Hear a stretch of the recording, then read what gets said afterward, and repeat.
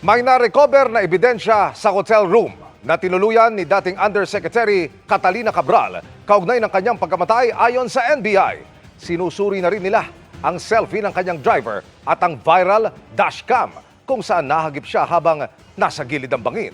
Nakatutok live si Chino Gaston. Chino! Emil, patuloy pa ang sinasagawang investigasyon ng NBI sa pagkamatay ni DPWH Undersecretary Catalina Cabral matapos nga makakalap ng search warrant ng ahensya para mangalap ng ebidensya sa loob ng hotel room sa Baguio City kung saan huli itong nag-check-in. Sa paghahalughog ng NBI sa kwarto sa hotel na tinuluyan ni dating DPWH Undersecretary Catalina Cabral, mga personal na gamit at ilang dokumento ang kanilang nakita. Ayaw pa sabihin ng NBI kung gaano katimbang ang ebidensyang kanilang nakalap, pero may kaugnayan daw ito sa investigasyon tungkol sa kanyang pagkamatay. May ilang pirasong dokumento that are subject to verification, pero sabi ko nga, because we are at the discretion of the court now kung paano i-dispose yan, kung ano pong disposition dyan. Kaya naman po i-return muna natin ang search warrant. And eventually, after the return of the search warrant, we will be able to learn from the court kung anong dapat gawin doon sa mga seized items. Well, I couldn't say right now kung kasama yan o related yan. Pero ang masasabi ko lang po, mayroong kahit papaano is relation doon sa ating iniimbestigahan na kaso.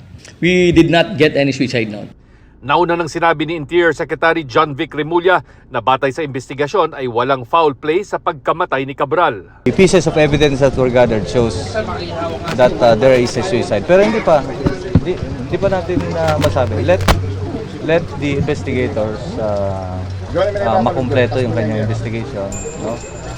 Comparing every pieces of evidence, every statement, and every footages.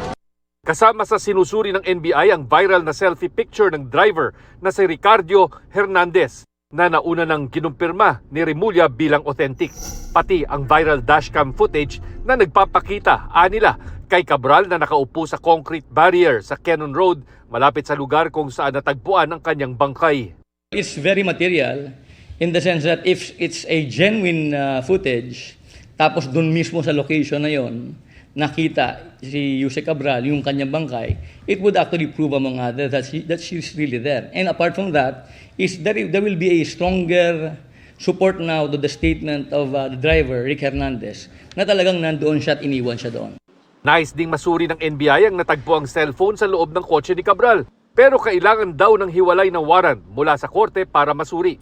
Posibleng isailalim din sa polygraph test ng NBI investigators ang driver sakaling hindi sila kumbinsido sa mga pahayag nito. Nag-issue ng Subpoena Duces Tecum ang ombudsman at inuutusan ng DPWH para isumite ang lahat ng computer at electronic devices na inisyo kay Cabral. Isa sa ilalim daw ang mga ito sa forensic examination para malaman kung may mga data na binago, binura o pinakialaman mula nang pumutok ang issue ukol sa mga manumalyang flood control project. Handa naman daw ibigay ng DPWH sa ombudsman ang mga hinihingi nito, maging lahat ng dokumento, records at files na nasa opisina ni dating Undersecretary Cabral.